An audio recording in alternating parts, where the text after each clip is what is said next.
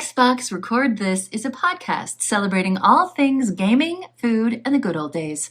Hosted by three BFFs, Daddy Diwali, Chipotle Bear, and Bubble Boy and Seven. This is Cortana. And remember, don't make a girl a promise if you know you can't keep it. As always, Spartans, see you online.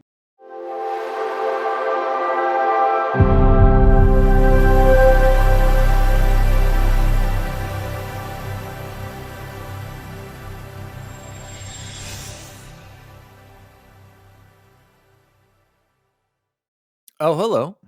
Daddy Diwali here, and welcome to Xbox Record This, episode 62. Joining me, as always, is the assistant to the co-host, Chipotle Bear. Chipotle Bear, how are you, my friend? I'm doing great, man. I'm just trying to soak up the last couple days before I have to go back to work. I know my fabulous host here had to go back this week. I go back next Wednesday. So I'm just trying to soak up the last bit of summer, but I've been killing it on the game front. Can't wait to talk about what I've been playing.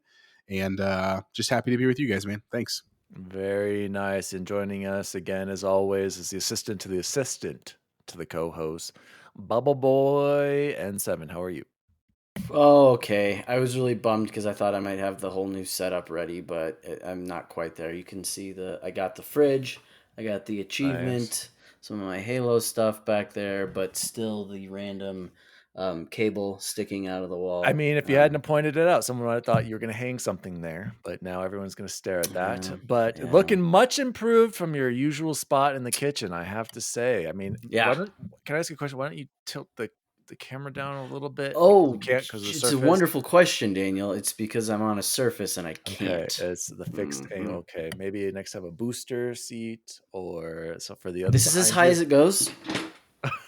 All right, well, moving on, guys. We've got an exciting episode of XRT this week. We're going to talk about our favorite games coming to Game Pass, 360 stuff. Ooh, Jose's pumped for Skull and Bones and some other random caca, guys. But let's start out with our favorite. So many shout-outs, you guys. So many shout-outs this week. Kind of crazy. So let's jump right into it. Huge XRT shout out to Black Wolf 7240 for following XRT on Twitter.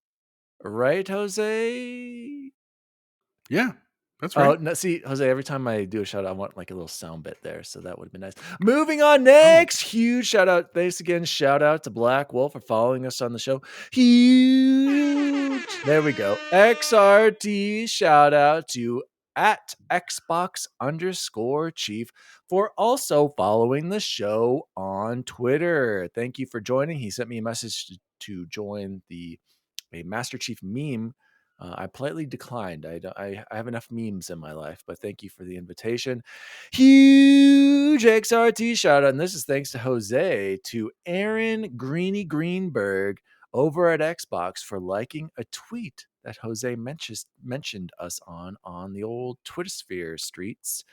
And then a huge XRT shout out to Jay Bizzle on YouTube. This is from 2 episodes ago. Unfortunately, I didn't see it last week. He said, I never heard of a solid C- before, Jose.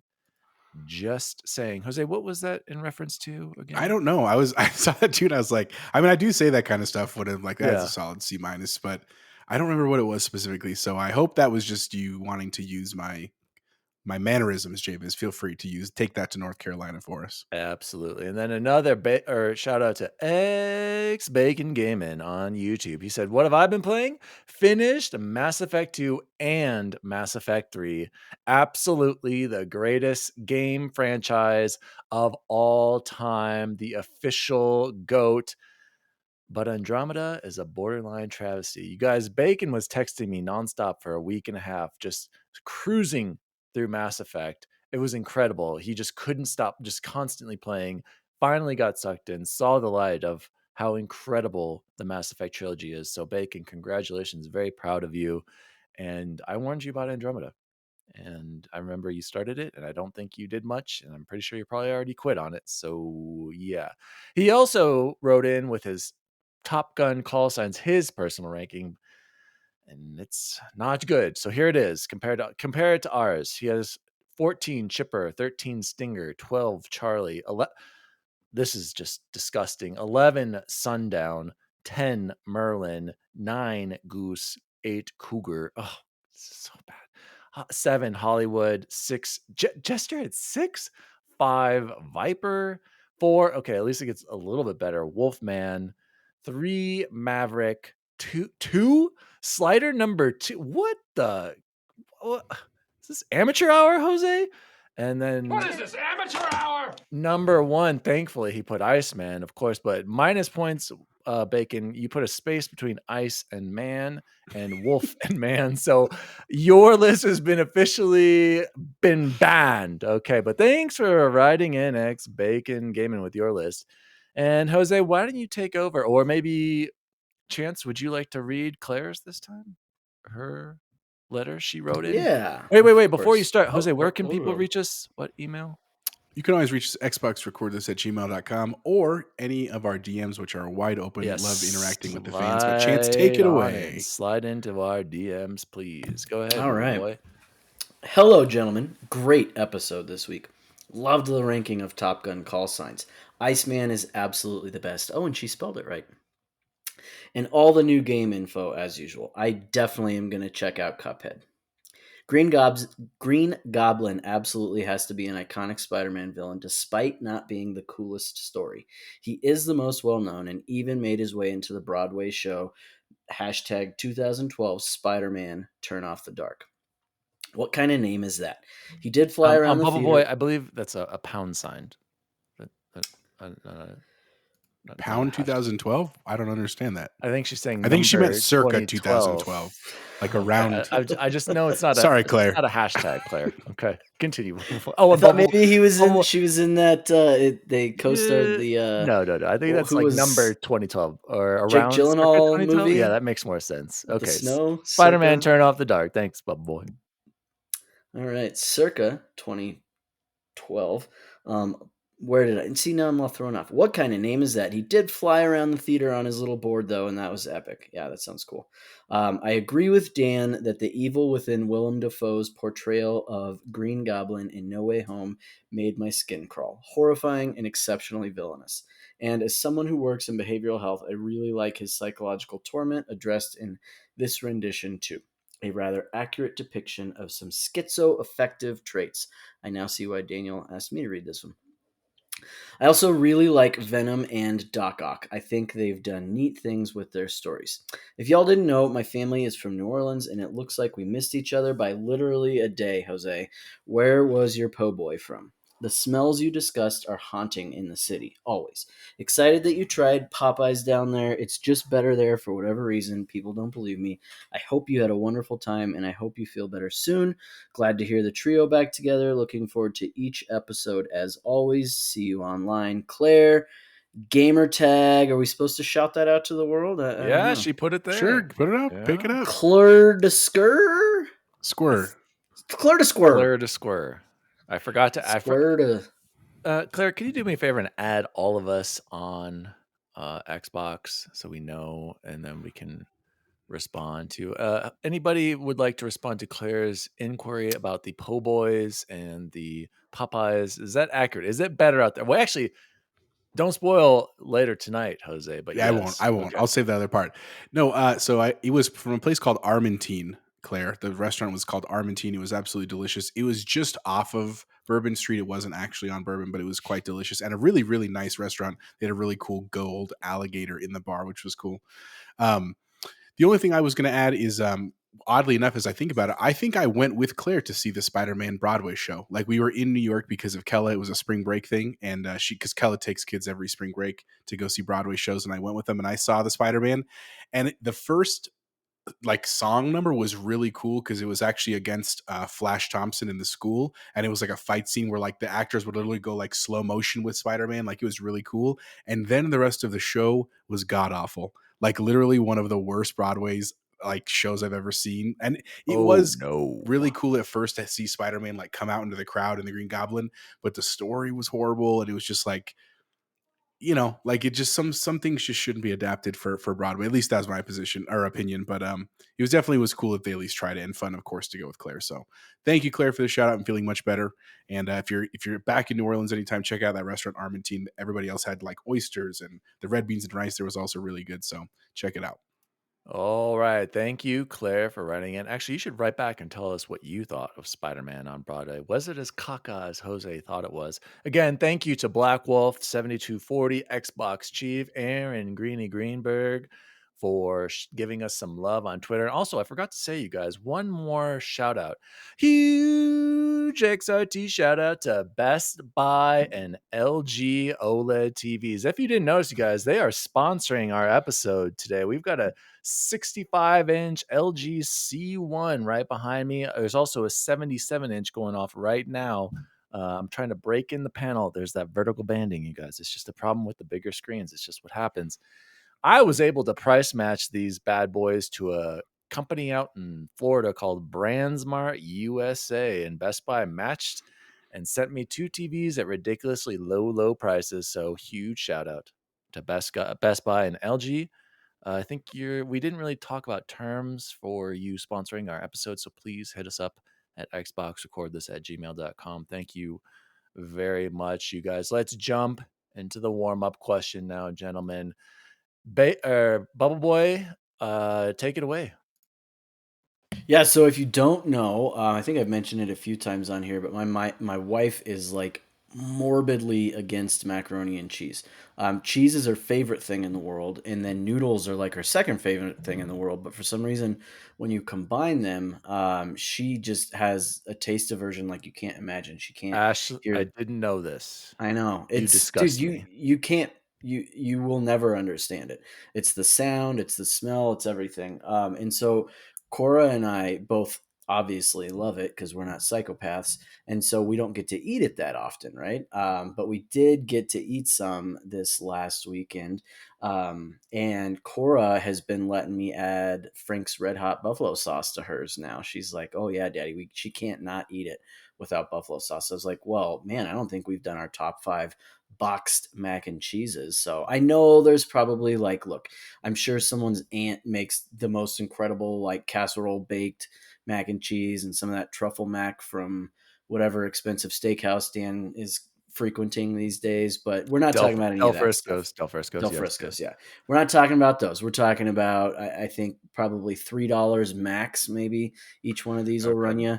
Except for the Point of order. I'm sorry to interrupt, Chains. Your text did not say boxed mac and cheese. It said store bought mac and cheese. Because that would change my list. I went boxed. Don't tell me you have a frozen one on there. Okay. Oh god, he's cheating. He's got like Costco on there. Stouffer's. You got to redo it. Yep, Just redo watch. it. Let me start. It said store bought. Let me start. Hungry man. I knew what Chance meant. I went all boxes on mine, and it was kind of hard to. It doesn't really. Just hear me out. Here's my list, you guys. Number 5. I kind of just made this one up. I wrote down Kroger imitation mac and cheese. I'm just guessing it's good.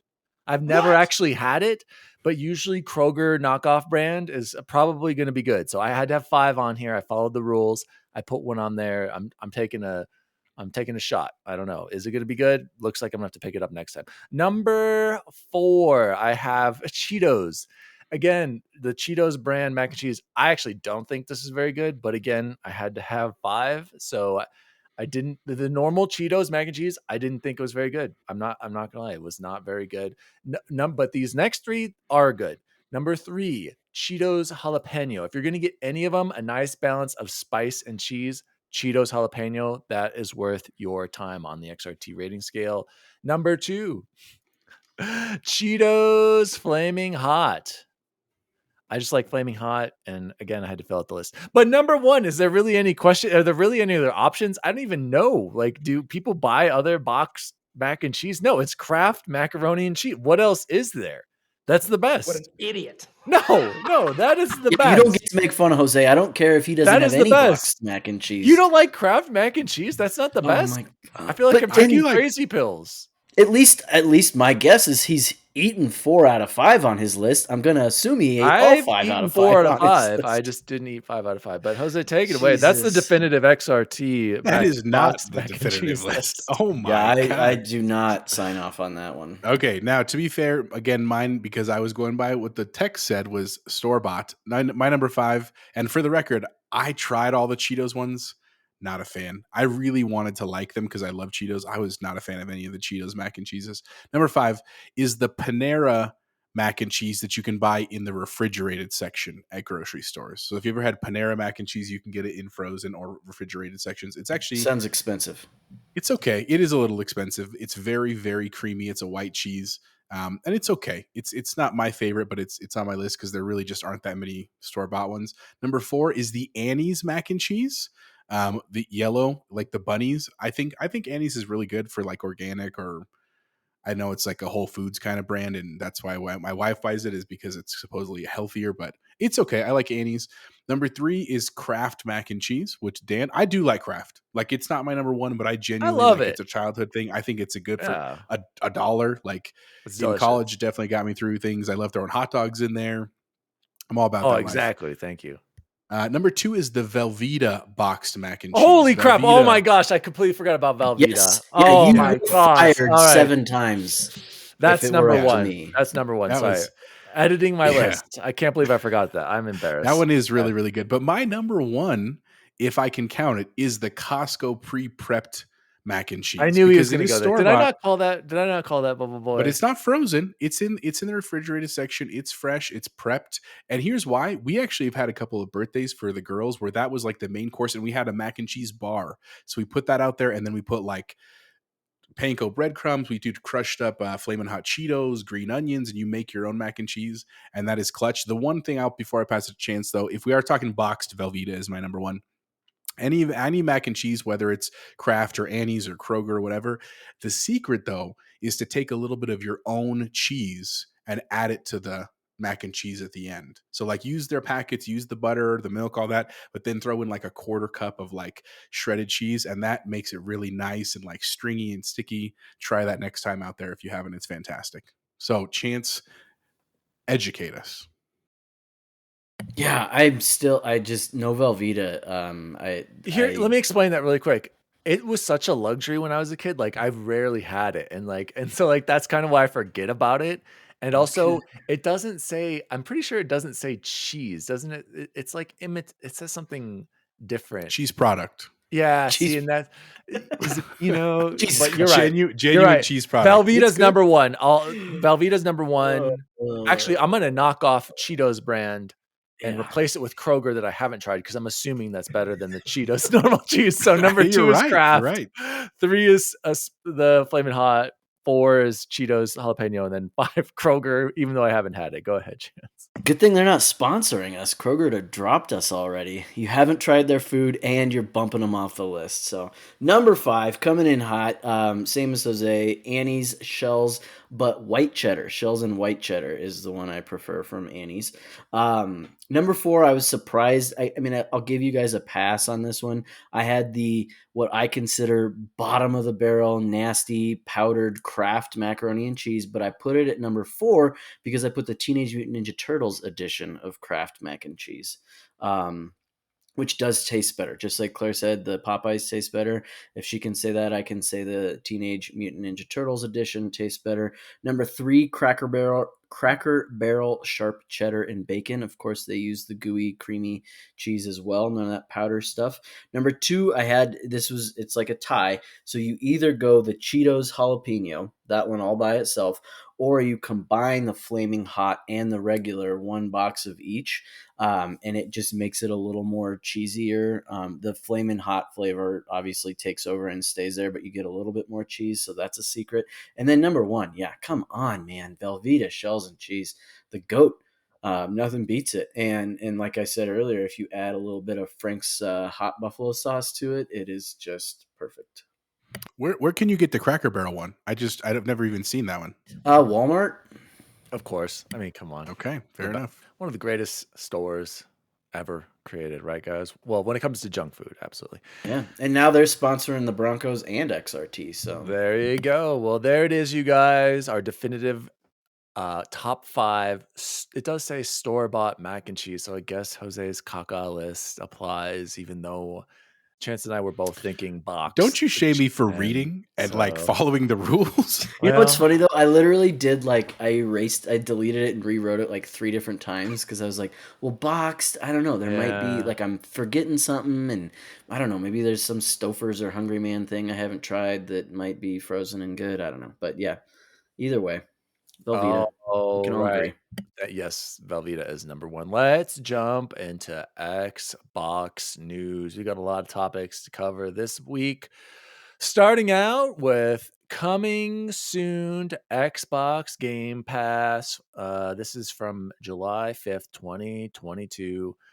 I'm just going to read the games very quickly that on this picture, because I feel like you guys don't even care when I read the description. So we'll get through it real quick. And if anyone wants to add anything uh, or if you're going to play any of these, we've got Respect TV, Cloud Console, PC, Match Point, a tennis game, Cloud Console, PC, My Friend Peppa Pig, Cloud Console, PC. Oh, Chance is going to be checking this next one out. Cloud Console and PC, Adventure City Calls. It looks like a Paw Patrol thing. He already got 1,000 on 1,000 of another Paw Patrol game. And then we've got... Hold on, was he the only one that did that? Yes. Next up is Power Wash Simulator on Cloud Console and PC.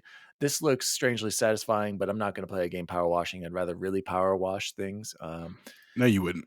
Well, maybe. Next 3, Yakuza 0, Yakuza Kiwami, and Yakuza Kiwami 2. So the Kiwami is the one high definition remake. These were, I'm going to point this out. Nobody else has said this. I've been listening to other podcasts. These have already been on Game Pass, and they're coming back. And I remembered that because I remember when they first came a long time ago, I checked out Yakuza 0. Very cool, very great graphics, actually. Great acting, cool stories. It's just a little too much dialogue. It's a lot. I fell asleep a lot playing this game because I was just dozing off during some of the cutscenes. But they're good though. Like that's the worst part. It's just too much. I need more gameplay. But definitely, I think if any of these, check those out for sure. Road 96, Cloud Console, PC, Escape Academy. I think that's that Escape Room 1, console and PC. Last Call BBS. No idea what that is. And Overwhelm to PC. Those last 2 were coming to PC. Anybody want to add anything to these games, or have you played any, or are you going to check out any of these games, Jose or Bubble Boy? I might check out the Escape Academy one. It's actually they got like information from people that like expertly design real escape rooms in real life. Puzzle game. I kind of been crazy in a good puzzle game, but I've also been kind of playing one. We'll talk about that when we get to games. So I might check that out. It's cool that they're adding the Yakuza ones back. I've never played any of them because it seems like it's a lot of reading, and I love reading. I just don't want to do it in my video games. So I probably won't. Maybe Peppa Pig with the kids. I don't know. It's I guess cute show. I don't want to play a game necessarily, but we'll see. Whatever I can do to get him in the life. I do think it's a good diverse selection of games for sure. Like there are kid games, some RPG games. I think you'd actually like Yakuza, Jose, but it is all dialogue because it's all Japanese. Is there English voice acting? Oh, you Yeah, can't. at least in the newest one. Yeah, maybe the newer ones, yeah, but I don't think in these first ones it's all Japanese. So, Bubble Boy, any thoughts on this, or shall we move on? Yeah, the power wash simulator cracks me up after lawnmower. I want to know what if you guys could think of one manual labor task that they're going to come up with next to turn into a video game. What's it going to be? Uber simulator. Bathroom cleaner. I think the Uber one might. Well, yeah, they already have like the trucker simulator. Crazy taxi. Yeah, that's Yeah, but no, this one's literally you're just manual labor. It would be kind of cool, actually. They could do that to just take whatever they've done. I don't know how realistic the trucking simulator is, but just put like a real city, like New York, and you're just driving through. Or and honestly, because there's another one that already came out, that house flipper. Like it's just, hey, are you too lazy to do this yourself? But you still really enjoy hours flipping a house. Wait, did you read this the description of Power Wash Simulator below? It says the title pretty much says it all. Arm yourself with an arsenal of pressure washers and a lot of very dirty things to use them on. Great. That's a perfect description. Jose, let's move on. Why don't you take it away quickly? Tell us about the 360 games no longer being a part of game. Who cares about Games with Gold? But go ahead, quickly talk to us about So, this. well, I thought this was interesting to bring up. So this comes to us from The Verge, actually from Ton Warren over there, and it was all over the internet. Dan actually sent me a clip from Mr. Matty Plays and stuff about this a little bit too. That was Chance. Sorry, that was Chance. That starting in October, in a couple months, Xbox 360 games will no longer be part of Games with Gold. And the reason I thought it was an interesting ad was because it kind of begs the question of like, what are they going to do with 360 games? Now, again, this is not Game Pass, so it's not like we're losing all the 360 games on Game Pass, but it's interesting that they're taking them off from Games with Gold, because it either means a couple of things. It either means that they're starting to like sunset Games with Gold, right? And probably trying to move people over to Game Pass. But the question that comes up is PlayStation Plus or Play Pass. Sorry, we just call it Play Pass here at XRT. Play Pass has been doing a really great job of bringing back old titles and providing trophy support to a lot of them, which is something that we've wanted for a long time. I'm curious what you two think, just briefly. Do you think this is a good thing to see it move to Game Pass versus Games with Gold? Does it make you worried about Xbox like not necessarily focusing on old games? I mean, here's why. My last thing, and I'll pass it to you guys. I don't care about achievements in the way that you do. Like, I like when I get achievements. I like that my score is not, it's not amazing like your guys's, but it's not like a 0. But at the same time, like, it doesn't, like, if 360 games don't get or achievement support, that doesn't going to kill me, because I really won't go back and play most of them anyway, where I think you guys might actually do that. So this is really neither here nor there for me, but I think it's interesting that we're seeing some progression on this front. So Chance, you want to start, and then maybe Dan after? Well, I totally misread it. I thought they were saying they're not doing any more of the 360 stuff. Like they're just like shutting that part of it down completely. And if it's there now, it's there, and if it's not, it's gone. Chance, I do think they said that they're not adding any more to backwards compatibility. I think that was mentioned earlier that they had reached the capacity of what they're able to add, and I mean, it's To all bring like new games. Yeah. Well, and it honestly, so I was talking about it earlier with Jose, and I was kind of like, what else would they add that I need and care about? Can you honestly think of one 360 game that you're just like, I gotta play that, or I know I missed that? The only games that I can even think of aren't even 360 games. They're original Xbox games like Knights of the Old Republic or Fusion Frenzy that I would love to see achievement support for. So if it means something like that, getting better achievement support for what we already have, I'm all about it. I'd love it. If it just means, sorry, you're not getting anything else, we're just done, I get it. Yeah, I was just gonna say, Jose, to answer your first question, if I would I rather have them add achievements to Xbox original games? Yes, absolutely. Much rather have them do that if it's possible. But I don't know if they're really going to go back and do that at this point, just because Sony did. And then, do I care that they're done with the 360 games on this? No, and I barely get the games with gold in the first place. And to be honest, you guys, the 360 ended basically when the Xbox One launched. And that was back in 2013. So if there's something No, we're a like decade chance out. that, yeah, like if we really missed it at this point, I mean, everything we could possibly ask for pretty much is on backwards compatibility. And I'm with Chance. I'd rather have them remaster or continue to do improvements on 360 and original Xbox games. So to me, time to move on. I'm fine. Get rid of games with gold. Focus more on Game Pass. If you have to absolutely charge for online, make it like $3 a month or something, or I don't know. They need to figure out either get rid of games with gold and paying for that online service altogether, or try to get everyone to convert over to Game Pass. Kind of similar to what I guess Sony's kind of done with Play Pass. I don't even know what the stupid different tiers are. God, they messed that up so bad. So thank you, Jose. Goodbye, old 360 games.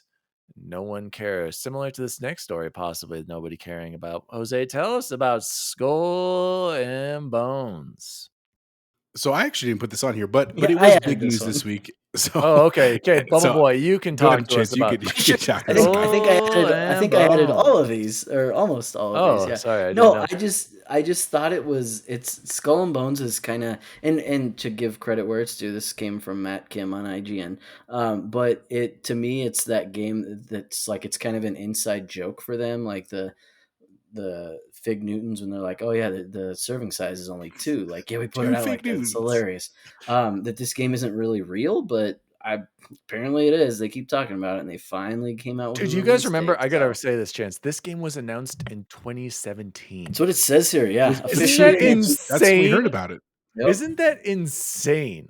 That Based on was the naval 5, combat in Assassin's Creed 4 Black which Flag. came out in 2014. I want to say, wasn't that an Xbox or 13? Wasn't that an Xbox One It launch was game? It was a launch launch game Oh game. with my Xbox god, One. dude! Yeah, crazy.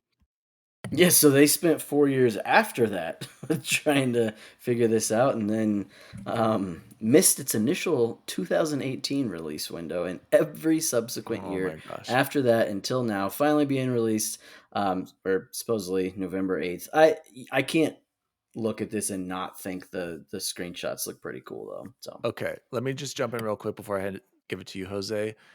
Here's here's the thing. I want to be positive about this because I'm like, maybe this can offer to me what I felt like Sea of Thieves couldn't give me, which was a more single player, be a cool pirate with modern graphics kind of setting.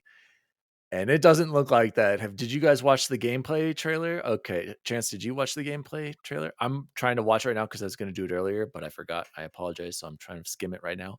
All I'm seeing is a lot of me being in first person and then a lot of ship stuff. It looks like it's all focused around the ship. Jose, talk to me. Am I going to enjoy this at all, or does this look like a huge XRT not worth your time? And I really did. I really did want to like this, you guys. I really wanted it to be like a better version of Sea of Thieves, but I just don't think that's going to happen. Go ahead, Jose.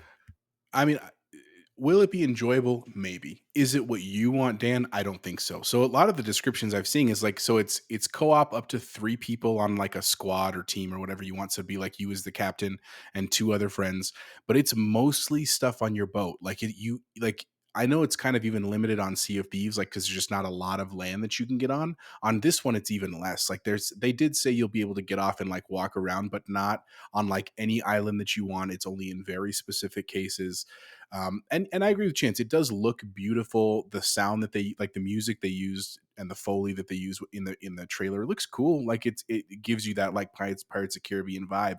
But it honestly, to me, just seems like a higher resolution graphic Sea of Thieves. Like, except Sea of Thieves has more content built out at this point. And I would go ahead. say high resolution graphically, I think Sea of Thieves is beautiful. I still think that game looks incredible. This looks more, I would say, more realistic. Correct. But Sorry, I still should say think more Sea of Thieves realistic. art style and overall graphics is better than this. But I do want to say, so you can't get out and fight? There's no combat? I don't get to hold a sword or shoot people or No, there anything is. like It that? says there is combat, and it says you can get off on land, but it's not universal. Like you can't just find any tiny island and go explore the island. I assume you'll be able to like jump onto someone else's ship and like sword fight with them or shoot your Did they not to show that? balloon. I didn't see that in the thing, but that would make sense if you're like, if it's sea warfare with everybody else.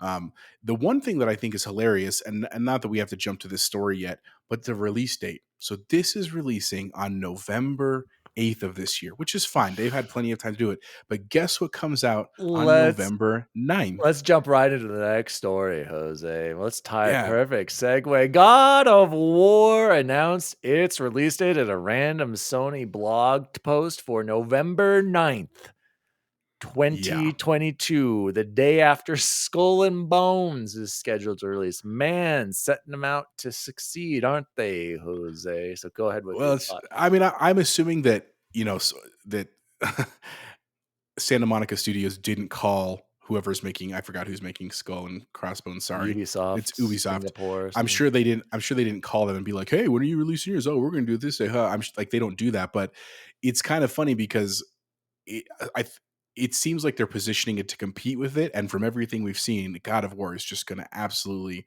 crush this game, which is kind of a bummer. I mean, really, it's a bummer for the developers who've worked on this for 7 years or something like that. So anyway, that's it with Skull and Bones. We'll see more as it comes out. As for the God of War thing, we don't know a whole lot other than the release date. And then I was talking to Chance earlier today about the special editions are coming out. One of them comes with I don't think it's life size, but it's a pretty big replica of Mjolnir, like the hammer that Thor is going to use in the game. You get an actual physical prop, which looks pretty cool, but man, the price of games recently and their special editions, I would being willing to bet that's going to be like $300 plus for that edition, but we'll see. Maybe they didn't wrong. announce prices for any of those. They just showed them. Smooth move, Sony. Good gosh, that's pretty. Yeah, which like everything else, especially if you own a house, if there isn't a price tag on it, it's too expensive for you to buy. Expensive. Unless your wife wants it. Also, Jose, you mentioned, I don't know if you guys read this about Skull and Bones. I read somewhere, or there's something said about like Singapore's government is like funding it partially, and that's why they're like being forced to release it. Yeah, look it up. And that's why they like have to get it out this year, because they had some sort of contract, and they're like, where's this product? It's just continuing. Well, that spells success right there. You have to get it out this year. And they're like, they sped up the beta, and it like, I don't know.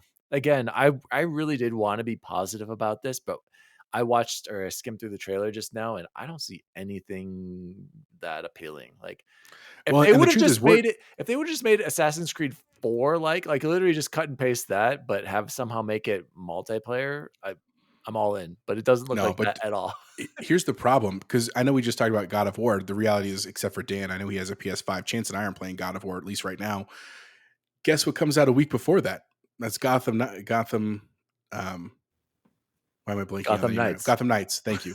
I was like Gotham Arkham, but that's all right. Gotham Knights. So there's no way I would be buying Skull and Bones at this point anyway. And then Callisto Protocols is just around the corner. Like, I get that if they had to get it out because of this contract with Singapore. What's before that, though? What's before? I'm missing. There's one other one right there. There's another big one in October that everyone in the world is going to be playing. Just a week before. Call of Duty, Modern Warfare 2. Right. Yeah, that's right. The release of Modern Warfare 2. So anyway, we'll see what happens with Skull and Crossbones, and it's Skull and Bones. But thank you. Moving on. No, we're already gonna forget about that game. Chance, any reaction to the God of War? Like, are you excited about this? You're probably the biggest. I can't be. I don't have a PS5, and I've tried a couple of times. You've had, to be fair, Bubble Boy, I've given you opportunities. I know, and I've tried. I have tried, not like drop everything I'm doing, but like minutes later get on, and I can't be excited. I'll be excited if I land hopefully a PS5, but at that point you can probably just borrow my digital. Let's be real, it's just sitting here collecting dust. You can get it.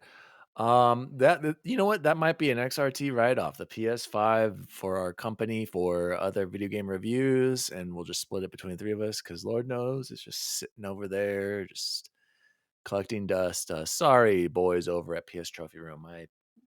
Besides Elden Ring and probably Mass Effect, I won't be checking out God of War right away. Let's move into the next news story. Jose, talk to me about new Red Dead Redemption 2 report. That's disappointing news for fans coming from Tyler. That was me again. All right, Bubble Boy Fisher over at comicbook.com. Tyler Fisher. So I just thought it was interesting to put on here, because they're essentially saying they're not going to release a proper next-gen version of Red Dead Redemption 2, and that a lot of people are really upset about this. But I was like, if you booted that game up on your Series X, it looks incredible, and it runs incredible. And even if it wasn't on your Series X, it was back on your Xbox One, that game pushed every limit that console had, and I haven't played it in a while. I guess we got to ask Nico, right? Didn't he go through and get like 100% everything? Huge XRT shout out to Nico. He got 100% completion in Red Dead Redemption 2. It's truly impressive. But that game, Chance, so incredible, right? Like, so good. Like, and it's I'm like what, who cares that they're not redoing? What are they going to improve upon? Maybe loading times, which is it really worth that much effort that they're going to put in, and time and manpower and people and money, and then I'm like, you know what, if it means we're going to get Grand Theft Auto 6 sooner, of course that's what I would prefer. And I'm pretty sure it had Xbox One X enhancements, so it's probably running native 4K something. But you're right, maybe they can improve the frame rate. But I mean, you're like you said, if it's already 4K 30 stable as it is, and I'm pretty sure the SSD will improve load times regardless, even like it's not, made for the what velocity. I was just curious if either of you were like, no, I'm not disappointed, and I understand, and I love and respect Red Dead Redemption 2. Like, that was a game of the year probably that year for me, and incredible experience. I have nothing but respect for that game. It was 80 hours well spent unlike 55 hours I spent in Assassin's Creed Valhalla. So, Chipotle, any thoughts on Red Dead? If you haven't played it, guys, go play Red Dead Redemption 2. Yes, it's a little janky control-wise, and it is a slow burn, but think of it like The Wire or Sopranos. It's that good of a story. Bubble Boy, can you mute yourself? Jose, any thoughts, or do you want to move on to the next story? No, just one quick thing. I think it's interesting that people are really pushing for these remasters for games that have just come out. Like I mean I understand why they want the full experience, and when you buy an OLED panel, when you get a nice gaming system, like, but at the same time, like, it's to me it's very different than like when they do like a remaster of like Resident Evil 2 that came out literally 15 years ago. And I am with Chance 100% that, like, I don't think we need that. Like, the game still runs and looks beautiful, and we just need to like enjoy and let these studios make new properties for you that you can love. Like, I get that you love the game and you want to replay it. You can just replay it and have fun. You don't have to have the Series X version. Now, the one argument to that is like Yeah. Cyberpunk, like Cyberpunk, but that's different because it was broken, right? So patching it is different than remastering it. And one more, Jose, from Rockstar. Grand Theft Auto 5 has a GTA. Series X. But the thing with that is that game, can you believe it, is going to be freaking 10 years old. Holy caca, let that sink in. Grand Theft Auto 5 is 10 years old. Oh my gosh, my life just flashed before my eyes, you guys. And then that makes them a bunch more money. GTA Online is way more popular, so that's why they did that. Go ahead, Bubble Boy. I just bought Grand Theft Auto 5 again for Dude, it's incredible. $20. Yeah, and you're gonna love it. It runs great. It's a great game. Like, Do you know? Here's my plan. If I load it up and all my achievements get ported right over, because They do. and don't. Sorry, they do. Do Was they that the really? main reason why you got it? Well, I kind of would like to get them again. No, Like, that's a they little bit of a do. bummer to me. Wait, you might be able to avoid it if you like don't have a If I Rockstar account or something. Yeah, You might we'll want to look see. I'll into play with it, but I'm look like, into well, that. worst case, even if it does that, I pay $20, I get the game, boot it up, send the game right back, and have my 1,200 more achievement score. Send it back? Did you buy You're a like that physical guy. copy of Grand Theft Auto 5? Yeah, the digital's 60 now. I couldn't. I was not gonna. Are you kidding me? With Do all the you have the madness and digital the version mess. of it? I'm pretty sure it's only No. $20. Bubble Boy is No, lost over at it's the 60. Microsoft store. Look at all the stop. No, it is a mess the way they're selling that game right now. People are so confused. I couldn't figure out what I was supposed to buy. It wasn't going to happen. So I just You're like that guy on the internet who tried to give himself like brain damage so he could replay Skyrim for the first time. Like, have you seen that meme before of that guy? That's you with GTA. Dude, imagine that with Mass Effect. Oh my gosh, I think that was a question in one of these shows, and I wanted to steal it, and I'll have to remember. It was like, if you could experience What it game would the you experience for first the time, first time but it was again? similar to that. I mean, I'm gonna have to look that up. But who wants to talk about, or who brought up the Xbox Series S? I'm guessing Jose. And S has now sold over 250,000 units in Japan, more than, well, I'll let you explain, Jose. I'm assuming you brought this one up. I did. So the reason I brought this up is because this was the tweet that I put out from Aaron Greenberg. He actually was the one who sent this out first, and I retweeted it, wrote sweet, and added our tag, and he liked it. That's where it came from. And again, I've said this many times. This is not me trying to tell all the PlayStation fanboys, "Oh, we're better than you," and "Oh, PlayStation's doomed." It's not that. It's just me being happy to hear that Xbox is still selling well. Now, to be fair, for a long time this year, that's because it was just available, right? But I think we're really seeing kind of the outcome of that for a while. Is like, if you really love video games and you want to get on the newest gen and you just can't get a PlayStation and you can get an Xbox, especially with everything they're doing with online gaming, with Game Pass, with their incredible catalog right now. I mean, this is clearly that work. Like, as an Xbox fan, and for all the people, Sarah Bond and Phil Spencer and Aaron Greenberg, everybody else, like, this is a pretty special thing, because forever and ever the Japanese market was a hard place for us to break into, and it's clearly going well. So I just thought it was worth mentioning. Again, it doesn't mean anything necessarily. It's just a milestone, and we'll see what continues to happen for the rest of the year. You guys have any thoughts on it? Did you mention how many the Xbox One had sold in its lifetime? Do you remember how much it was? I didn't. Sorry, the Xbox One only managed to sell 114,000 total in its entire lifespan. And since its release almost 2 years now, the Series X has sold 250,000 units by itself, like more than double in a short amount of time. So that's pretty cool stuff. Yeah, I was just say it's very cool to see Xbox having success out in Japan. It's like Jose said, maybe it's the Game Pass, the solid and functional and smaller size for many people who don't want to buy a PS5 like table to put in their entertainment center in their limited space. Bubble Boy, any thoughts on the success in Japan? Oh, actually, we've gotten a lot more Japanese game support too, as well. We didn't really shout that out. Can't Yeah. wait. Bubble Boy, put your money where your mouth is. Talk to us about Persona when you get to that. You got to play all of that. Yeah, I was gonna say I think it'll just keep increasing, and the Game Pass numbers will help that tremendously. And uh, after that last showcase that they had, they're really pumping that Japanese market, so it's good. All right, let's move on to the next story. Xbox has confirmed plans to attend Gamescom 2022. It will provide updates on some announced games coming to Xbox in the next 12 months. This is coming from Tom Ivan over at Video Games Chronicle. Who brought this story? Jose? And Yep. That I'll was just say me. very quickly, I wouldn't expect much from this. And yeah, go ahead, Jose. No, and I didn't put it in there because I thought of anything specific. Like there's not any specific game or title or trailer that I'm looking for.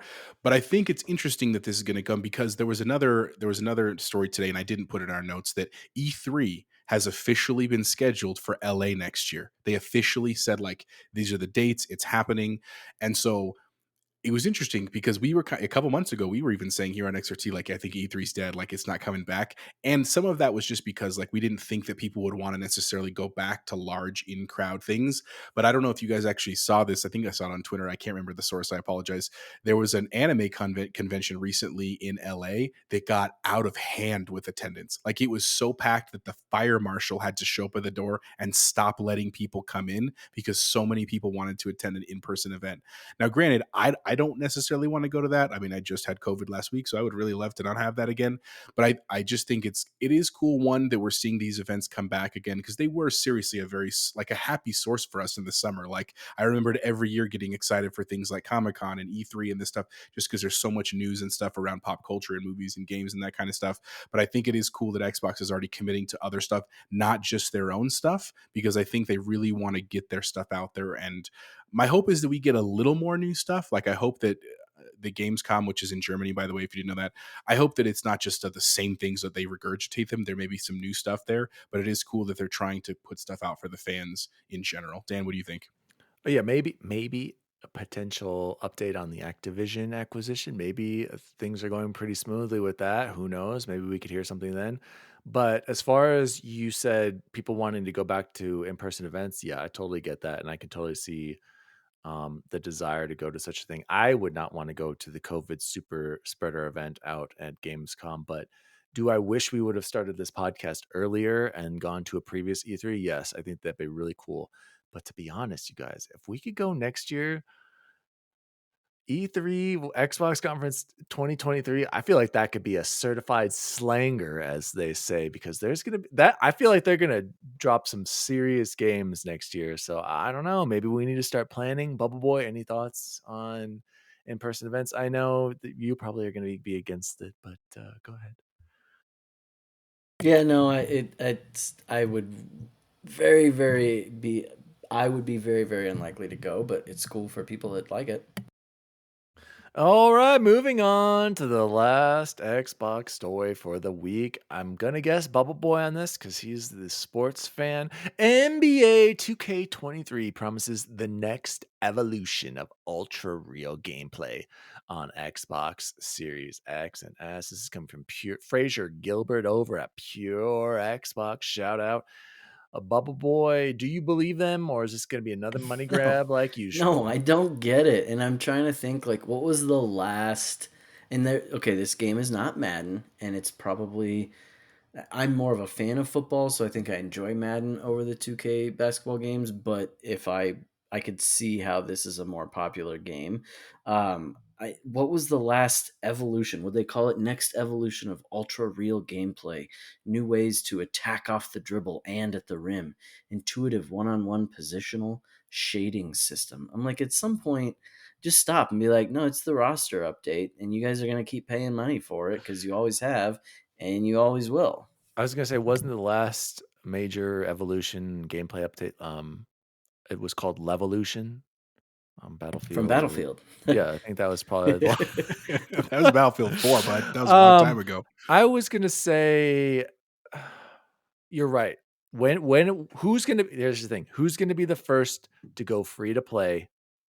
And then they're just gonna do season passes, and then just do the roster update every year. Who's gonna be the first, Bubble Boy? Who do you think is gonna be the first game to make that switch? Or do you think there's too greedy and people are too much of idiots, and Madden and NBA and FIFA or whatever football club are all the top sellers no matter what? Because that's all. Like, I was just out in Pennsylvania and I was at my Allie's cousin Dave's house, and he showed me his man cave, which, by the way, shout out, was incredible. He had two 55-inch monitors, just like you guys used to do in the living room. He had this sectional, but they're all reclining seats, like 8 of those. It was incredible. I was just like, Allie, do you see what this guy has? Okay, where's my man cave? Thank you very much. And it's your 2 OLEDs right behind you. Well, true. I mean, she's freaking out about the 3 TVs I have right now. But again, they're going back. But anyway, and I was like, well, he had a PS5. Somehow he had a PS5 chance. Okay, I just want to point that out. And I was like, so what do you play on your PS5? And he's like, oh, I just play Madden and basketball. And like, that's all some people do. Like, that's all they'll buy. So is it going to ever happen? And if it does, who do you think's going first, Bubble Boy? I don't think it will, because they don't need to. Like, people are going to keep paying $60, $70 and then another 300 JBiz on MUT packs and stuff like that. I think, and this is kind of a cop-out answer, but I think whichever of those companies gets bought out first will be the one to do that. So say Microsoft acquires 2K, then they have the deep pockets to be able to say, like, okay, free to play. Or if, and I know they already have EA games on Game Pass, so it'd be more like day one Game Pass stuff. But it doesn't matter. And I think the people that are actually, didn't we look into this one time? Do they make more money off the sales of the games or the packs themselves? I'm pretty sure it was the packs on FIFA. It was insane. It was like because they were still so they more than any game has ever made, right? Or something crazy. I can remember. And so it does. Sure, why not? But also, why? Yeah.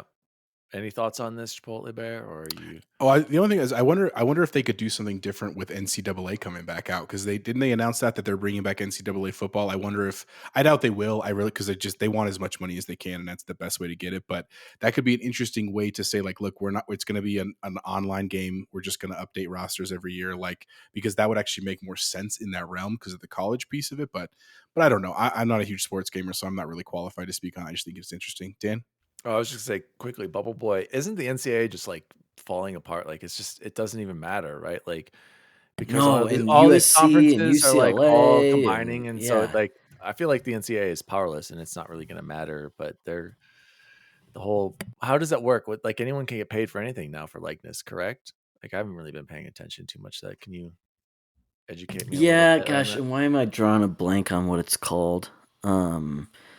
Which I think it's honestly a good thing. It's just what it's going to turn into, though, is you're going to have the Yankees and the Red Sox, which are going to be all your SEC schools. And then you'll have random Notre Dame's, USC, places like that. And whoever has the deepest pockets is going to get the best recruits. But let's be honest, is it really that different right now? The answer is no, it's not all that different. At least let the people who are doing all the hard work get some money for it.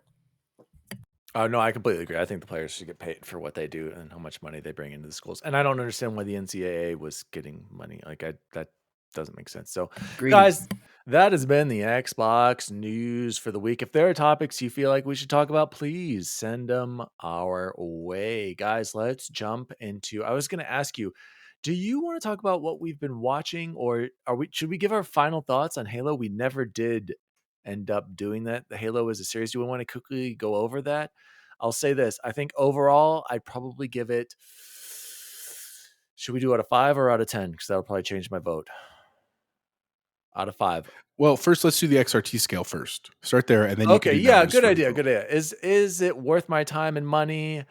is it worth it at this price or is it not worth it at all? Halo TV show. I would say yes. I think on the XRT rating scale, it is worth your time and money for a month. Just pay the $10 to watch it, or for free like me, or actually I had to pay the $10 to have extended a month because I was watching it month by month. But for those of you who waited and have Game Pass, you have a free month to watch it.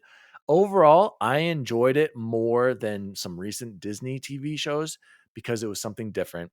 And I finally got to see the Chief. Pros, I loved the Spartan armor. Anything involving the UNSC, phenomenal. Cortana, amazing. They did such a good job with Cortana. I remember people were freaking out about that. Probably the best part of the show.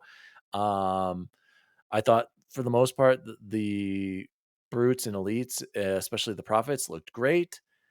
But I would sum up the show super high highs at some points and super low lows at some points. I didn't think it was a big deal about the Master Chief having sex. Keep the helmet on more, and that would solve a lot of problems. I get it. And then we didn't really talk about episode 9 and what you guys thought of the overall ending and how that went. So, Jose, give us your quick, I guess, thoughts on what you would rank it, and then Bubble Boy too, and then we can talk about the actual plot of episode 9. I agree with Dan 100%. I think for a free month or even the $10 is absolutely worth your money and the time. Yeah, it was a great show. It was really fun, whether you're a huge Halo fan or not. I mean, I love the story of Dan's. It was your aunt, right? That she was like, "Have you watched Halo?" And you're like, "Oh my god," because it is still a great show and exciting to see kind of that come to life for us. I didn't get upset by a lot of the stuff the internet freaked out about. I enjoyed watching something totally new, and I said this before. I like that it wasn't the same as the games because I've played the games. I know the story in the game, so I like that it was kind of in the same universe, but its Great own point. branch. Overall, I liked the way that the story ended. I actually really appreciated that it was written to be more than one season. Like that's very clear in episode 9, without getting to the spoiler piece of it, there's no way that it was meant to like just end after this. And we'll talk about that when we get to the spoiler, but I hope that means that Paramount has already signed on for more than one season. If it gets canceled or it's not, that's a huge bummer because there's a huge chunk of the Halo stuff missing. But again, I think it looked better than people were complaining about. Was it perfect? No, but it was still fun. I think the weapons were really cool. It was cool to see those come to life in an action setting. So I'm all in. I'm excited, hopefully, for season 2. That reminds me, I got to cancel my Paramount subscription. I think I've been paying for like 4 months now. To be fair, I did watch like Sonic and Scream and a couple others. They got me a couple of them, but I need to do that right now. Chance, what do you think, man? Oh, nothing new that you guys didn't say. Worth your time, worth your money. Had its ups, had its downs. As far as trying something new, I support it. I thought it was well done for the most part. Yeah. Can I start on episode 9 let's then and what I spoiler didn't warning. like? 'Cause Spoiler warning. Episode 9. Spoiler warning. Go watch the show. It is worth it. I do think it's worth it, and It is. for the most part. But there are sure. some bad parts. Maybe get rid of 2 episodes. Focus more on the UNSC. It would have been so much, and keep the helmet on more. It would have been like an 8 out of 10. Like it could have been that good. Go ahead, Bubble Boy. Tell me what you thought Yeah. overall. Can you remind us about episode 9 and what happened? Well, so here's my problem. The only thing that I can remember like really standing out was how bad that other planet looked. And like completely when they were agree. landing on it, Horrible. and The running sand up, planet, yeah, it terrible. was so bad. So bad. And again, I don't want to just be a Debbie Downer and be like, "Oh, the graphics suck," but I'm like, wow, they phoned that one in. Like somebody got fired. I have to imagine. I completely agree. And the elites and everything looked good in the Spartans, but the whole backdrop, terrible. That literally looked empty. It just looked. You know what it reminded me of was ran out of money. When you see like motion capture stuff or green screen things, and you're like, you can absolutely tell what's going on there. You just don't have all the like meat on the bones. I was like, yeah, that's pretty much what this is. Like they clearly just like stopped paying this one artist, and he's like, all right, guys, I'm out. And so they're just left with whatever they had, which was just a blue sky and like a red dirt. So bad. Jose, what stood out from you? What did you guys think of the ending with Cortana and the Chief? Any thoughts on that? I thought that was kind of weird. But Jose, do you want to talk about like the quick synopsis that happens at the end there?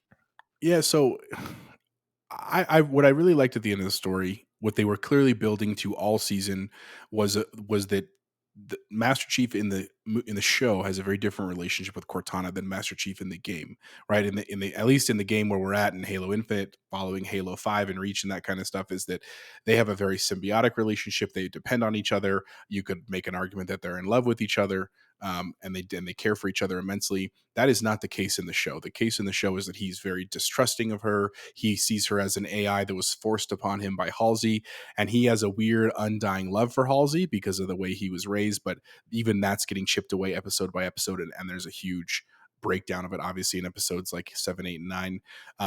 But what I really liked was that it showed he trusted Cortana. Like she also, for the record, trusted him and actually defied Halsey in order to support John here at the end, which was really cool. So I did like that piece of it. That's a little bit of what I was talking about, where they were building it for season 2, where that seems like it would start much more in the Halo universe that we are a part of, where they're a symbiotic and they work as a team. I wasn't as upset by the planet. I did think it was very bizarre that it was like so minimal. And I don't know if that was just intended to be like, this is like a firefight. It reminded me of playing Legendary in the games, where there's so many brutes and elites and everything coming at you, and it seems almost hopeless. So I like that they kind of tried to capture that, but I agree that it was kind of weird. And so they definitely left it on a pretty significant cliffhanger.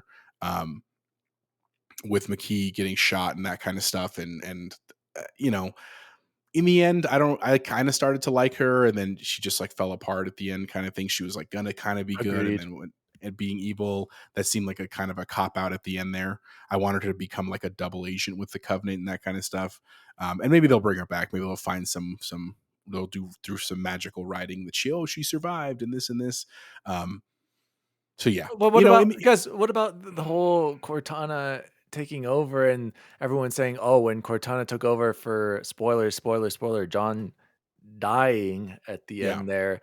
And then like, oh, that was actually the first time he felt like Master Chief, because he was just out there being a badass when Cortana takes over and doesn't say anything. See, I forgot all about that, but I remember at the time, I'm glad you brought it up, because at the time I remember being like, what is happening? I don't understand. So you can die, but then let her take over and then come back to life? That literally makes no sense. Well, no, remember, because if he was alive, he couldn't, when he touches what was that thing called? The artifact, whatever the artifact, whatever it was. That's why. So like, you have to disconnect him. Cortana takes I agree. I thought it was really weird too. Like, and then why isn't Cortana just talking, saying like, I'm chief now or something? You're right. Very bizarre, but do I want to see what the heck they're doing after this? Course. Sure. Yeah. Any other thoughts, Jose or Bubble Boy, on how it ended? No, looking forward to hopefully another season. And yeah, was it amazing? Like, was it Stranger Things cool or Breaking Bad cool? No, it wasn't. But for being a longtime fan, I think it was cool. And I think it's cool to see a video game adapted to a show that wasn't bad. You know what I'm saying? Again, it wasn't amazing, but it wasn't bad. Some people would argue. I agree. Well, some parts of it were bad. I think it was, you're right. I don't think it was bad, but it wasn't great. Yeah, but it was a good first attempt. Exactly. And I think there is potential. Hopefully they learn. Here's the thing. If they learn and take some feedback and cater more towards the hardcore just a bit, I think it definitely could improve a lot and gain more goodwill. So hopefully it will continue. Does anyone else have anything they'd like to add? I've been watching Better Call Saul. Great story and writing. Can be slow though, and that's basically what I've been watching. I haven't seen Stranger Things 4 yet. I know Allie just refuses to watch it with me. I need to watch it. I can't wait to watch it, but please no spoilers about that, because somehow I've avoided spoilers. Anything else you would like to add for what we've been watching, or do we want to talk about? Okay, Jose, go ahead. Just two quick things. I have been watching season 4 of Stranger Things with Victoria, and it's awesome. It is, I think, my favorite season. I still love the first one because it was so good at the time, but this one has been really awesome. The one weird thing is that the episode lengths are crazy. Like, some of them are like 42 minutes, some are an hour and a half. The finale is 2.5 hours. which is insane to me. And to be fair, I haven't finished it. We have literally like 20 minutes left. Hopefully we'll get to maybe do that tonight after we finish recording. The other thing I just want to quickly mention that I have been watching, because it started when I was in quarantine, I started watching Harley Quinn on HBO Max. Harley Quinn is a cartoon series for adults in the Batman universe, obviously after Harley Quinn. It is awesome. It is hilarious. I had literally been laughing out loud to myself. I was telling Chance the other day, Bane, the character Bane in that show is, I mean, it is literally gut wrenching laughing because it's the voice of like the Tom Hardy where he's like, I'm going to blow stuff up, but he's an idiot kind of. And like everybody makes fun of him in the Legion of Doom. Like it's really good. And the reason I started watching was because they're actually, there's 2 seasons of the show right now, and they're like 16 episode seasons. They're big. There's a 3rd season dropping on July 28th. And so I saw a trailer for that. It looked pretty funny. So maybe start watching it. So I think I'm in the middle of season, or very beginning of season 2 right now. So episodes are like 22, 25 minutes long. Definitely very adult oriented. Like, do not watch this with your kids or maybe your parents if they get offended, because there's lots of cussing, there's lots of sex, there's lots of violence. But it's pretty awesome, man. It's because it's something you don't necessarily see in the Batman universe, and you see all the characters in there, including Batman, Robin, Batgirl, Gordon, like everybody. It's pretty dope. And the voice acting is dope. It's a huge all-star cast. Like, go look it up on IMDb. All kinds of people lend their voice talents to that show. So excited for season 3. That's what I've been watching. Chance, anything you want to mention? It's not been something I've been watching, but I did write on there Batman Unburied, which is a kind of a podcast serial show. I don't even know what you call it, on Spotify. So of course I had to get on Spotify so that I could rate XRT and keep those algorithms going strong. I don't pay for Spotify, but I at least have an account now, which is a step forward. And when I was on there, I noticed that Batman Unburied, that's the only place you can listen to that. And it's really, really neat. It's super cool. The guy that voices Batman is really well done. It has all kinds of sound effects and stuff. If you've never really listened to a book on tape, or listened to like a not just a podcast where it's like people talking, but has more of drama and a story to it. It's really, really well done, and it can be kind of hard to get into, but if you like the Batman universe at all, it does introduce a new villain that I think fits in incredibly well, and I would love to see in some sort of live action way. So is it kind of like that? What was it on the Halo? Didn't Halo have one before Halo 5 came out? I remember people search for I truth. don't It was something remember. truth. Is it Yeah. something? It's like acting, and like you heard like audio logs and stuff. Is it something like that, Chance? Well, it totally reminds me of, honestly, it's funny you brought up Halo, because I had been listening to the Halo books on tape on Audible, right? And it absolutely reminds me of that, because it's clearly written for those universes that we enjoy and stuff. This one just has lots of different special effects and stuff added, and music and sounds like that they wouldn't add if you're just having somebody read a book. Actually, you know what? One more quick thing. If for both of you guys, if you want to do something like that with your kids that kids can listen to, that was actually great. Penelope and I used to listen when I would cook dinner for them once a week. It's called The Unbeatable Squirrel Girl. It's a podcast serial, and it's only like 6 or 8 episodes. And it's funny and kind of endearing, and totally kid appropriate. I hope they do a second season, but it was a cool way to introduce her into some of like superheroes and talk about just like nerdy things that otherwise, like, I couldn't really, like, we wouldn't listen to a podcast together. She doesn't have the patience, but if we were cooking dinner together, we did it all the time. It was really cool. So check that out if you're interested. The Unbeatable Squirrel Girl. It's on all podcast services. Very cool, guys. Does anyone want to add anything quickly to what we've been playing? Are we good? I've just been playing Forza and Halo, and that's pretty much it. Forza Cuphead over here. Oh, okay. So how is Cuphead for you, Chance? Oh, loving it. We talked a little bit about it last week too, didn't we? It's immaculately done. I thought I beat it, but I'm sure if you've seen anything about Cuphead, you know there's a few secret things to it, and bosses on top of bosses. So I at least I'm towards the end. So, but it's great. Got it. So I did finish Turtles with Dan and some of our friends, and I still loved it in the end. The online stuff still it kind of hurt my ranking quite a bit because it was just such a pain when you were in the middle of it. The one huge bonus I will say for any parents out there, my daughters picked up and start playing it actually with my wife. And again, all non-gamers. One daughter's 5, one daughter's 7. My wife is, I mean, she can play games, but she doesn't play like I do. And they loved it. They literally played like 9 levels together. Now, granted, it was on easy mode, but they had a great time. I didn't ever have to support or anything like that. They even were able to like support each other. Like when they would die, they could do LB and stuff like that. It was really cool. So that was a cool pickup for me.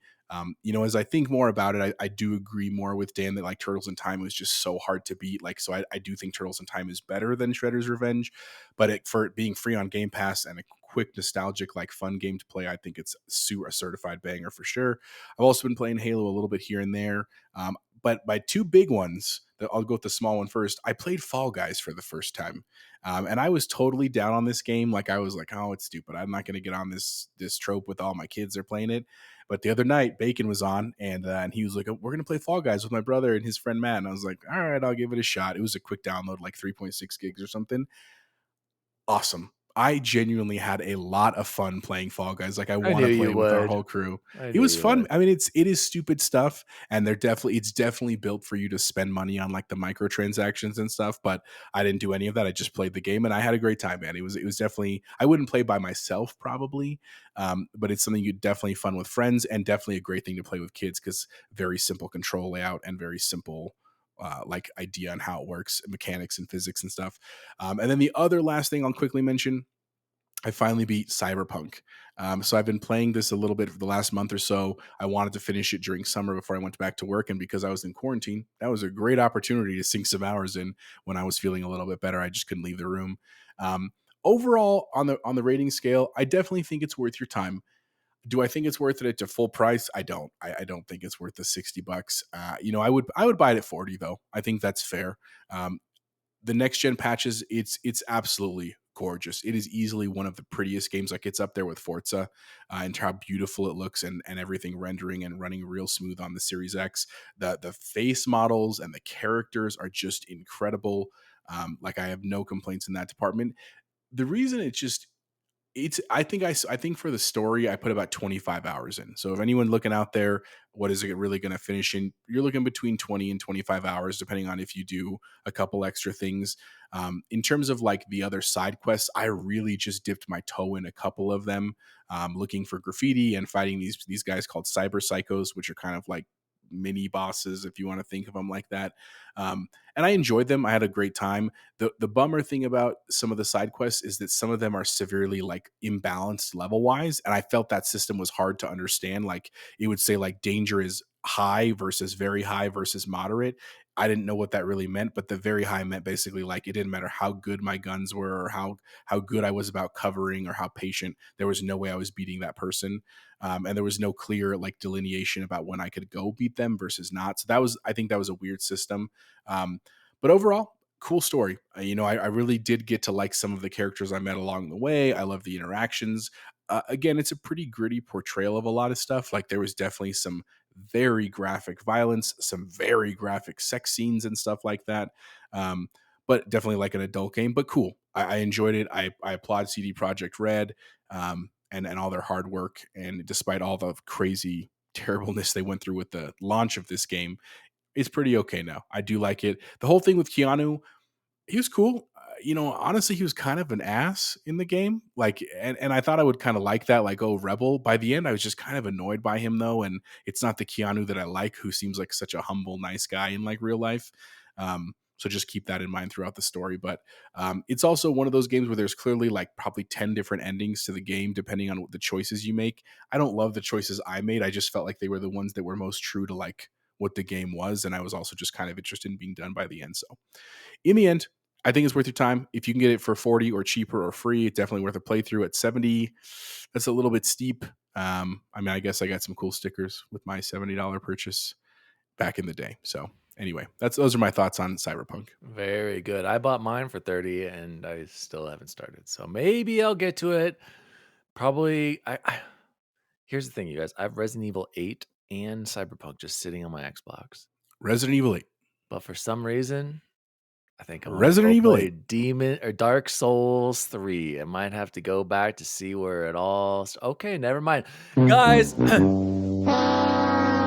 Let's move on to the good old days. Last week, in celebration of Top Gun Maverick breaking records and getting to the $1 billion mark at the box office, we ranked the Top Gun call signs. So now, like we promised, we are ranking the Top Gun Maverick call signs. This is the official XRT ranking of Top Gun Maverick. Let's jump into it, guys. Let's start with the first one. Halo. Where do we want to put Halo? I kind of think Halo's kind of cool. I do Just too. because of the video games. What number are we thinking here for this one? I think we should change this a little bit. I think we should just go by number, like say who do we think is number 1 and work backwards to 13. No, Because I think that's hard to do unless we had. You got to think of it. Who's the worst? Okay, fine. Which one of these is the worst call sign? Do you want to do that? Okay, I like that, but let's do that. But I start with the numbers instead of the name. All right, it's hard to say is 13. Halo. I'm thinking Fritz. Any I agree with that. Bubble Boy. Bubble Boy. Any jump in there? All no. right, All Bubble right. Boy is taking a crap. We are gonna put Fritz number 3. I mean, let's be honest. That's just not a good name. It's just I don't like it. I mean, it's a good name. It's not a good call sign. Is it? I don't know. Okay. Number 12. What do you think should be number 12? You tell me what do you think is the second worst name on here. Wait, I should probably list them. Hold on. Here's the list, you guys. We have Halo, Yale, Hondo, Fritz, Hammer, Warlock, Cyclone, Bob, Fanboy, Payback, Phoenix, Hangman, Rooster. I think either Hondo or Fanboy are number 12. Yeah, you know what? I'm kind of with you. I don't really like Fanboy. It's just got too much of a negative association with PlayStation fanboys, Xbox fanboys. I don't like Fanboy either. Should we put that 12? Fanboy 12. I like Fanboy 12. Oh boy, what are your thoughts on Fanboy? All right, he's still in the pooper. MIA Number right now. 12, Fanboy. I agree. I don't like Fanboy either, and I feel bad because I don't mind the actor who played him, but but we're not doing the actors because we did that in the last one. I know. Okay, what do you think is number 11, Jose? Where is Bubble Boy? Bubble Boy, acidic hot caca, you guys. He just disappeared on us. I hope he's okay over there. I'm gonna go. I still think Hondo. Oh my gosh! Breaking news, you guys. We were kidding around, but we got a text from Bubble Boy right now, and it says emergency caca. Emergency. Emergency. You got to get a better one that's longer. All right, he's back. There he is. He's back. He had. Give him a second. Oh no, he had. I'm not even going to read those. Oh, his list is heinous. But we're going against you, Bubble Boy. Look at our list so far. We need to get you back in here. We put Fritz at 13 and Fanboy at 12. Any objections there, Bubble Boy? You put Fanboy? I liked Fanboy. Yeah, I don't. No, not the actor though. It's not the actor. I know. The name. I couldn't even tell you who the actor was. I thought that I was didn't like it. Either. He'd be low. Sorry, you'd get outvoted on that one. Okay. Yeah, dude. All right. I don't like Fanboy. What we're doing? Did you guys not get my text? Well, we didn't realize it until just a second ago. All right. So here we go, Bubble Boy. We're just gonna go. What do you think is 11 now? Jose doesn't want me to read them and place it. So, what do you think is the next worst name? I guess after Fritz Bob and Fanboy. I thought Bob was terrible, and it's not funny. Bob. It's not. I like. It wasn't Bob. to me. Jose, Would you? Okay. Bob should go? Would you? This is how I kind of like to look at him too. If that was your name, would you be proud of that? Well, no, That's but fair. for Bob, I think we should put perfect. Bob 11. Like I get that it was funny in the context, but I wouldn't want him high on the list because I wouldn't want that name. Chances right. Yeah. Okay, but is Bob Like when I was doing worse? those generators, and then obviously after you get down that rabbit hole, there's just like every word out there, right? But like Bob, if that came up, I'd be like, no. All right, you're right. That's fair. I think Bob 11. Bob at 11. What about number 10? What should we put there? I still think Hondo's low on the list, man. I don't think that's a cool call Yeah, sign. I agree. name. I agree. I don't Hondo either. next. Wait. Is Bob better than Hondo though? No. What do you get? Hondo at least. Hondo sounds like someone from Fast and okay, Furious, okay. I guess. And Phoenix, like if you were from Phoenix, maybe. No, okay. Phoenix, like the animal, though, that's a cool animal. Yeah. I'm kind of with Bubble Boy on here. Some people think Phoenix is high out of the rest of these. Honestly, okay, here's the thing. I'm gonna throw this out here for number 9. I don't like Cyclone. Cyclone had it to at me is kind 7, of boring. so yeah. I could put Cyclone at 9. I'm cool with Cyclone at 9. But okay, here's the thing. Is Cyclone cooler than Phoenix? No. I like thought Phoenix it better was. than Cyclone. Put it at 9. I'm struggling with this one. Phoenix. But Would then I want my Yale. name I to be thought Phoenix? Yale was dumb. Unless that person Yeah, but went to Yale. Yale. But Yale That's a insinuates good that you're like point. smart. I guarantee you that's Yeah, what that stands. yeah. Like that's Speaking so of between those three, I okay, would. yeah, I would let's do. Okay, I let's would get rid want of these next Phoenix, three. then Yale, then Cyclone. Phoenix, Like Yale, Phoenix Cyclone. best, Ooh. Yale, and then Cyclone. I disagree. Bubble Boy, what do you think? Those three. Worst to Like first. the exact opposite of Jose. Cyclone. Phoenix was the best for me. Phoenix best, then Yale, then Cyclone is the worst. That's what I said. Okay, so worst to best, Phoenix, Yale, Cyclone. Yeah, mine was the opposite of Jose. So worst to best, Phoenix, Yale, Cyclone. I'm gonna go. Yeah, I gotta go Phoenix here. You're right. Phoenix is not that great of a name. Sorry, it's not. And then we've got Cyclone and Yale. Is that what we were going here with here? No, Yale is in the middle, and Cyclone is 7. I'm going Cyclone and then Yale. Because you're right. I like the smarts. Actually, but Yale. Oh.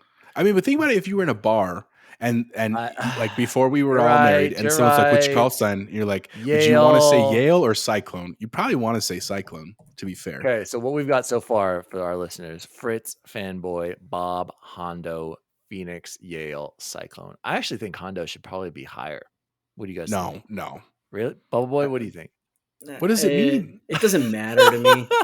All right, let's move on. Let's get to the next. I really do think from here on out, they're good. They're really good. I agree. Like, some of these are really good. Okay, here's where I would put 6. Rooster. I don't think Rooster's that good. No, Rooster's got to be higher. Rooster's not that good. Name. I'm sorry. I don't that's like exactly Rooster. where I had Rooster. Was 6. Rooster. There he is. Yep. Damn, I got outvoted. You got outvoted bad. All right, get rid of Rooster, Bubble Boy. And now these are top tier, you guys. Here's our last 5. We have Halo, Hammer, Warlock, Payback, Hangman.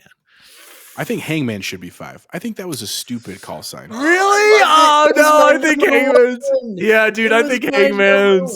And the way it was written on his helmet. Yeah, his helmet was no, but you can't, dude. But we didn't. We're not judging this based on the way it looked on the helmet. Based on the name itself. The name itself and what you could do writing it. Like they all have a little bit of like Jester has the little like Jester bells and.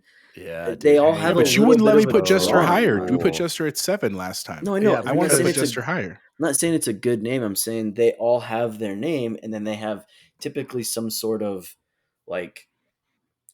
I think the best name is Warlock. That's what I'm saying. I think Warlock. I think Warlock's okay. We're gonna save Warlock, and I'm more than happy to put Warlock 1. Warlock and Hangman. Let's save those. So what do we want on number 5 between Halo, Hammer, and Payback? Hammer? I'd put Halo at 5. Payback or Hammer? I think Hammer. Hammer. Yeah. He's the Hammer. Hammer's cool. It's cool, but you have to very specific body part to have the name Hammer. Exactly. That's what it comes down and that's why 5. So get rid of Hammer. All right. Between Halo and Payback, what do we go obviously, the name Halo has such a different connotation for us. I think it's coming off more as like a savior pretty cool, which isn't bad. Not bad at all. Is that better than Payback? I think Payback's better than Halo. I think that's a sick name. Bubble Boy, where would you put Payback? I had Halo better than Payback, but like Payback. I'm with you. I'm with you. Payback it is. Okay. I'm with Bubble Boy on this one. Halo, and here's where it gets a little crazy. These are top tier names, you guys. Oh, yeah. Warlock and Hangman. And I do think that design of their helmet matters. Warlock. We didn't get to see Warlock's helmet though. That's not fair. I don't even know. True, but like, played. okay. He was one of the admirals. Are you serious? Oh. He was the black guy who's like, you're where you belong. Make us proud on the ship. Are you kidding me? Warlock? Oh my! Somebody. I think Warlock is the best name. That's my vote, but I'm okay with either. Top 2 is cool with me. You guys I mean, decide. they were 1 and 2 for me. Yes, These were this is definitely tough for 1 me, and Bubble 2. Boy. So, oh my god, it comes down to me because I want Warlock 1, Chance wants Hangman 1. So what do you want, Dane? If I was at a bar and they're like, "What's your call sign?" Hangman, they'd be like, "Why do they call you Hangman?" Because I'm always my guys to hanging out. Because I can't spell for shit. And you know what? Language. What was yours? What were you gonna say, Bubble Boy? Because I'm teaching them how to fly. I don't... Hangman, it's hanging. That is not what that implies. No, I understand. This. Now you make me want to dislike the name with that comment. Perfect. Hangman 2, Warlock 1. Decided. Warlock. This is so bad because here's the thing. I associate Hangman with the sick ass helmet, and it is cool. Yeah. And like, I'm a badass. Yeah. I'm just out there to leave him out I'm hanging him out to dry, you know? But then at the same time, Warlock just sounds cool. And then I start to think of that scene in Superbad where it's like, I got to catch a glimpse of these Warlocks. And I'm just like, oh, this is really difficult, you guys. Yep. Out of respect to got to catch a glimpse of those Warlocks. Warlock is going number 1, followed closely by I love Hangman, but Warlock. That is such a sick name. Next week, are we going to be super sacrilegious and do top 10 of all of them? Both of them put together? We are going to rank all of them together. So here you go, you guys. This is exactly how Kind of Funny did it. They actually combined them after Maverick, but we're doing it. Here's your Top Gun. And now here is the official XRT ranking of the Top Gun Maverick call signs. Number 13, Fritz. Number 12, Fanboy. Number 11, Bob. Number 10, Hondo. Number 9, Phoenix. Number 8, Yale. Number 7, Cyclone. Number 6, Rooster. Number 5, Hammer. Number 4, Payback. Number 3, Halo. Number 2, Hangman. And number 1, Warlock. That perfect. Dude, these are sick names. The top 5 on both are pretty amazing, except for looking back, Goose number 4, you guys. Let's see how it all ends next week when we do the combination of the Top Gun and Top Gun Maverick call signs. Do you just want to do a top 10, or should we rank them all? A top 27 list. That's a lot. I think we should do our own list, and then we can average them mathematically, and that'll be a lot easier than going through 20 names. Listeners, it's up to you. Please write in and what you would like us to do for the Top Gun call sign math ranking. Or chaos. Guys, let's close the show like we always do with the best food we had this week. Who would like to go first? I will. I was at Ashley's good friend Farron and Tyson's house, or we were at her friend Farron and Tyson's house for 4th of July. And Tyson is a wonderful cook, and Farron as well. And they put some work into, they took chicken leg, like drumsticks, and they took all the meat off of most of the bottom so that it literally they called them chicken lollipops. And they looked like, because you said the bone sticking out and then just like a little ball of the chicken meat at the top. And the kids went nuts for them. And they were really, really good. He smoked them in the smoker. But they were like, yeah, it's a lot of work too, but the kids love them. And so that was really cool. And then he smoked a brisket that he said was not his best work, but here to tell you right now, Tyson, it was fantastic. Perfect amount of char, I thought, on it, and just really, really well done. So hard to beat home cooking. Very nice, Bubble Boy. I will go next, and then Jose will close us off. I will say my best food was the delicious barbecues I had for the 4th of July. Absolutely love it. But I have to give a huge XRT shout out to my wife. She makes these chicken skewers, you guys. She puts some sort of seasoning sauce. I don't know what she makes. And Salt it's and pepper. no, I'm gonna have to ask her, Allie, please tell me next time, remind me to shout this out. She makes the best chicken skewers. They were incredible. She made it out there with her mom. Shout out to my wife's delicious chicken skewers. That was the best food I had this week. And Chipotle Bear, what was the best food you had? So earlier this week, we stopped by Romano's, which is an awesome Italian place in Littleton, Colorado. If you ever want to check it out, it's been around forever and it is always packed. Like, you want to talk about a place that is full no matter what day of the week. But it's a pizza place, an Italian place. I got a Philly cheesesteak pizza. It was fantastic. And the Domino's one is actually really good too. I had that one a couple weeks ago, but this was like homemade pizza, amazing crust, and they did not skimp on the toppings. There was a ton of meat on there. That's what she said. So that was my first thing. And then the other part that was fantastic, big news in the Lakewood, Denver, Colorado scene, Popeyes officially opened up at Jewel and Wadsworth. Love the chicken from Popeyes. As soon as I heard, my wife, who is amazing and wonderful, was like, do you want to get Popeyes? Popeyes. Absolutely, I did. So we went over there, and apparently it opened about a week ago. I didn't know because I was in New Orleans and then sick and all this stuff. And so I was hoping that it wouldn't be as crazy. I was wrong. It was absolutely nutty there. There was probably 15 cars in the drive-through line. There's probably another 15 people inside. But I will give a huge shout out to the workers at this Popeyes. They were killing it. And they were messing up orders here and there a little bit, but they were good about fixing them. They were good about yelling the names. Like, people were getting their food within a reasonable amount of time.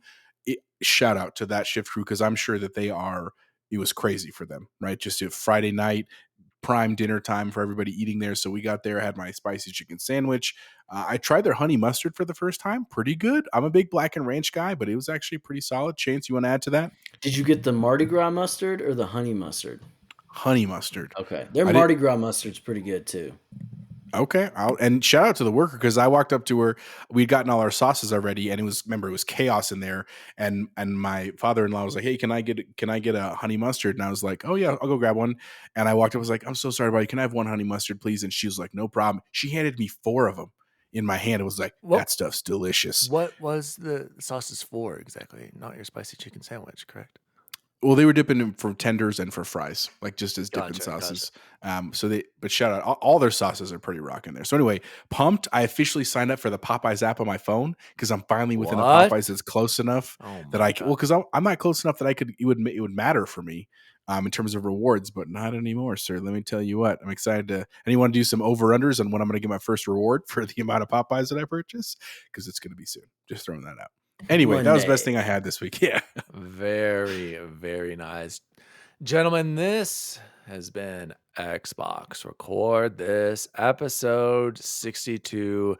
Thank you so much to all of our listeners out there. Thank you for writing into the show. Please keep writing in. We love to do the shout outs. It's the best part of the show.